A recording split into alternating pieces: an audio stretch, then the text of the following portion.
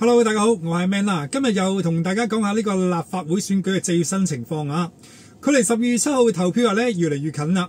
大家都好期待一個公平、安全、有秩序環境下投下我哋神聖嘅一票啊，選出真正為香港做實事嘅人啊。但係總有啲人呢成日喺度搞亂嘅。最近啦，有人惡意破壞候選人嘅選舉旗幟啊，想製造混亂、干擾選舉啊。尋日啦，11月25號啊，凌晨1點半左右啦。有人就喺屯門泥圍村咧，就發現候選人嘅選舉推廣旗幟咧就俾人整爛咗，於是即刻報警啦。屯門警區嘅刑事調查隊第7隊接手，翻查呢個閉路電視啦，分析畫面，幾個鐘頭咧就已經鎖定咗疑犯嘅特徵啦。之後非常之快脆啦，就喺同日嘅朝頭早11點52分呢，就喺順豐圍嘅牌坊外邊咧將呢個人拉咗。被捕係一個56歲嘅無業男子啊！警方調查後呢，相信佢係醉酒咗之後呢，一時意氣先至破壞呢旗幟嘅啫。警方當日下午呢，即刻落案起訴佢刑事毀壞罪啦。呢個男仔現在呢，就保釋候審嘅，喺12月4號呢，就喺屯門裁判處嗰度提堂啊。由案發到拉人啦，前後都唔使11個鐘，警方效率真係高到爆燈啊！再一次用實際行動證明啊！香港警察查案真係快很準啊！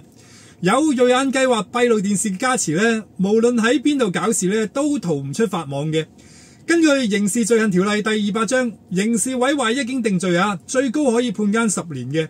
無論你係醉酒、一時衝動，定係有心搞亂，犯法就係犯法啊！警方絕對零容忍啊！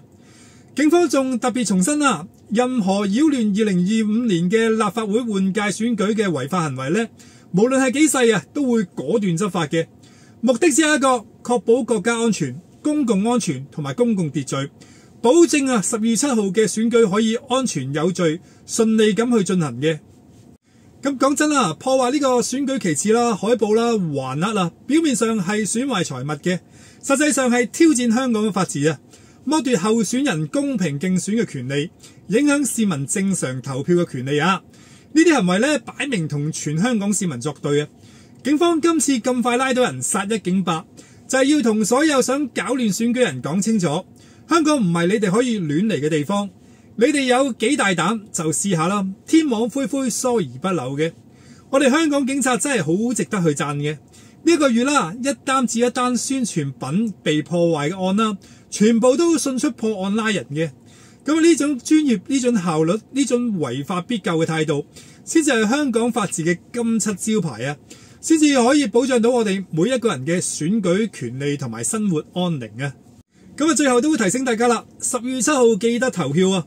用你嘅票支持愛國愛港、真心為市民做實事嘅候選人啊！香港由亂到治啦，由治及興得來不易嘅，唔好俾一小撮搞亂分子搞壞咗個大局啊！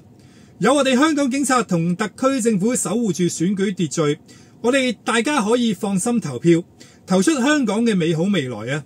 多謝大家收睇啦，記得留言分享，一齊支持我哋香港警察，支持法治嘅香港。我哋下一集再見啦，拜拜。